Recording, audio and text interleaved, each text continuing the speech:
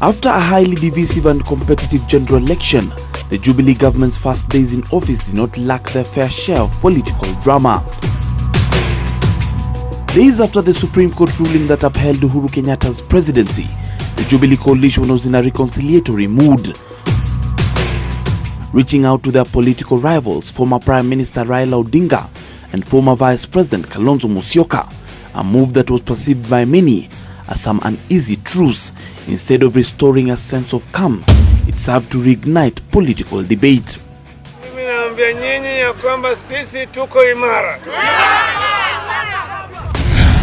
Then came the contest of numbers, or should we call it the tyranny of numbers. The Jubilee coalition used this numerical advantage in the House to command leadership of majority of the House committees, what has come to be termed by critics as dictatorship. It shouldn't necessarily be seen as tyranny of numbers, or should be seen as tyranny, because tyranny actually connotes dictatorship. It means dictatorship by the majority.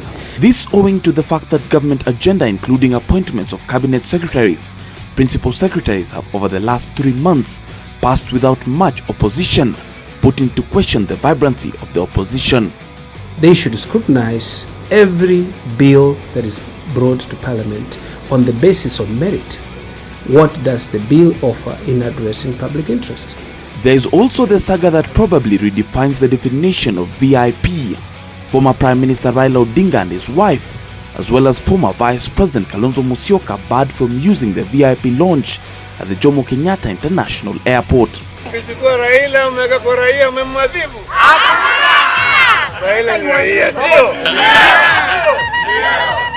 And keeping to his word, Raila used the public international arrivals and departures from that day onwards.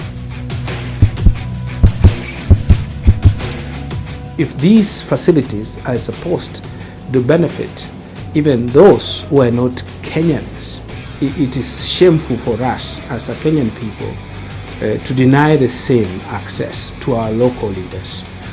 The National Assembly seems to have grown a big head, fighting the Senate and the governors over issues that can be easily resolved with a touch of level-headedness. These governors should not assume that counties belong to them. They want to treat the counties as if they are mini presidents.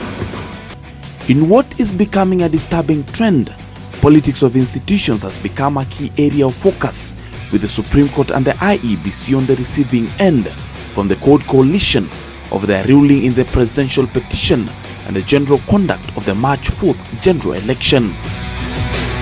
The revival of these political wars on institution was witnessed recently when CORD accused Jubilee of colluding with the IEBC to law Kathy Kilonzo, an aspiring candidate for the Makueni Senate seat. Lakini wengi wa Kenya wana hasira na tume ya uchaguzi. Yale maovu ambao walifanya. Na bado wanazidi kufanya maovu. The former Prime Minister needs to reform himself. The TNA is IEBC and IEBC is TNA. The executive officer was from ODM. He still is, Oswago, running IEBC. So it's very strange now to see court saying that IEBC is Jubilee or TNA and vice versa. With politics expected not to end anytime soon, Uhuru's administration needs to forget the first 100 days and focus on removing policy cobwebs, because he has 4 more years to find policy bearing as well as re-energizing his administration.